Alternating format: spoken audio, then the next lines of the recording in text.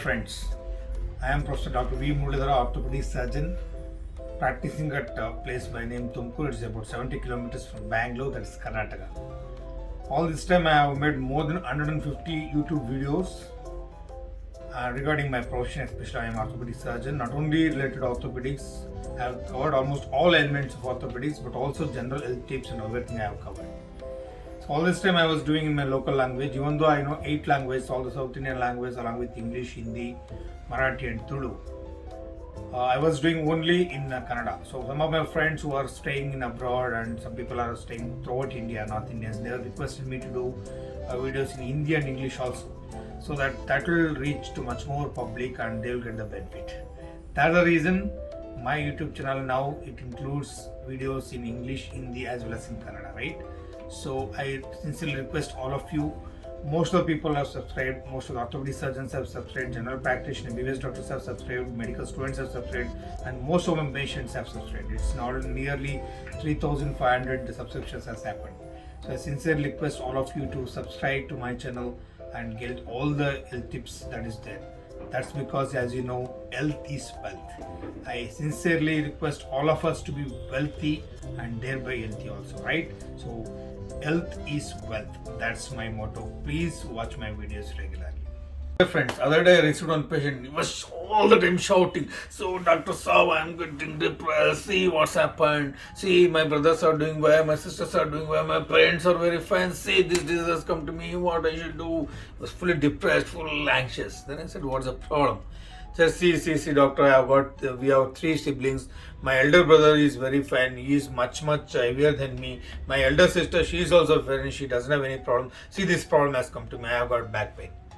I said, see, there is no rules that the one person should not get any problem. Just because some siblings are in their family are not getting, or his parents or her parents are not having any problem or any health issues, doesn't mean that he or she should not have the problem at all.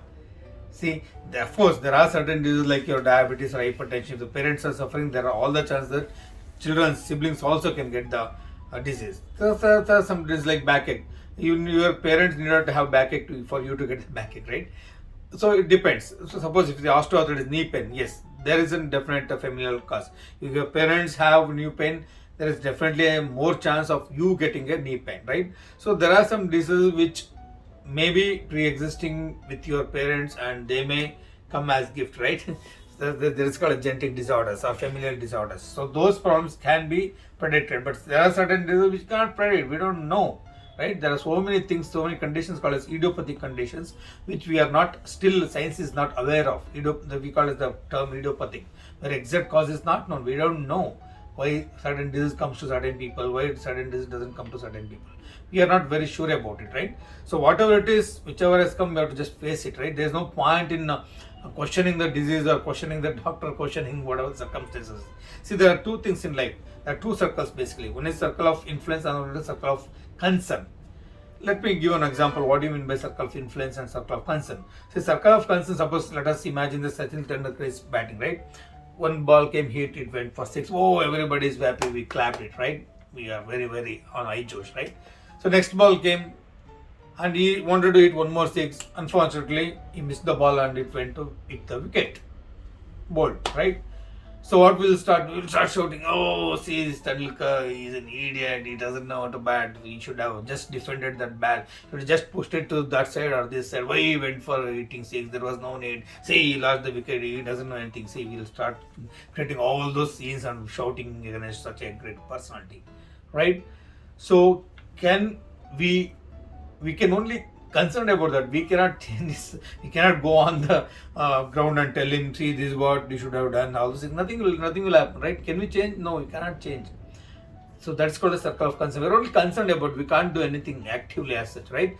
But there is one thing called a circle of influence. Circle of influence is a thing like, suppose, let me give you some example. If I have decided to get up early morning at 5 o'clock, and if I have decided to go for regular walking, if I have decided to keep my body weight under control, if I have decided to take a healthy habit and maintain my health, these are the things which I can influence. That's there in my hand, right? So whatever things I can influence when it comes to domain of health, only those things we can think upon, we can achieve upon, right? So there are 2 things, modifiable and non-modifiable risk factors, right? Suppose when I say Modifiable risk factors like your, what I have mentioned earlier, no, like your lifestyle you can modify, you can quit smoking, you can get, you can eat healthy food. These are modifiable risk factors. There are some risk factors called as non-modifiable risk factors. Suppose some disease come to you through your genes. You cannot change your parents, can you? You can't, right? So you can't select your parents. Whatever it has come through this, it has come. It is non-modified. You can't change it, right? You can't modify it at all, at any cost, right? Like your, suppose my height, I cannot change my height. Definitely I can control my weight. So weight becomes a modifiable risk factor, whereas height becomes non-modifiable risk factor. It's as simple as that. So let us consider or think only about those factors which are there in our hand, things which we can influence, thing which is modifiable, right? Only those things we have to concentrate. Let it be in any part of the life, not only concerned with health. Some financial risk of the market crashes down. Is it in our hand? No, it's not. We can only analyze, you can only wisely invest. That's where only the circumstance plays a role, right? So similarly, when it comes to health, we can only have a restricted role. We can't question God, we can't question our body, we can't question doctors also. Why this disease come to me? Why see so many patients come. See, sir, we are 5 people in our family. I am the youngest. Everybody is very healthy. See, this disease has come to me. What's the reason? So why it's happening like that? Or some people will come and say, sir, everybody is healthy. I am the eldest. I am the lean. I am the one who is concerned about my health. I do regular dieting, all those things. All other people, they drink, smoke, or do whatever they want. They don't get the disease. Why I am getting the disease? See, there are so many factors to get a disease. See, some diseases, yes, they show up. Like suppose if the parents have diabetes, there are high chances that you also get the diabetes, right? So there are some certain diseases we don't know who will get or won't get it. Whatever it is, we can't question the nature, we can't question the universe, we can't question the God, right? So whatever comes, let it come. We'll face it boldly. As I told you, prevention is always better than cure. Let us follow all those preventive measures. Instead of preventive measures, there are some diseases which we are forced to face in our life.